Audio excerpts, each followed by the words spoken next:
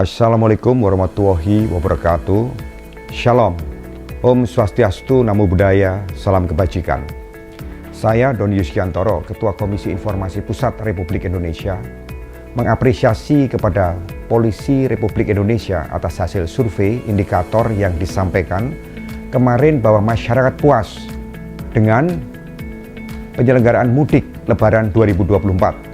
Dari 1.227 responden yang melaksanakan mudik menyatakan puas dengan nilai 90,4% dibandingkan dengan tahun lalu sebesar 82,60%. Tentunya ini merupakan hasil kerjasama yang solid antara Polri, TNI, dan kementerian lembaga untuk mewujudkan mudik yang aman, nyaman, ceria, dan penuh makna kepada masyarakat. Wassalamualaikum warahmatullahi wabarakatuh.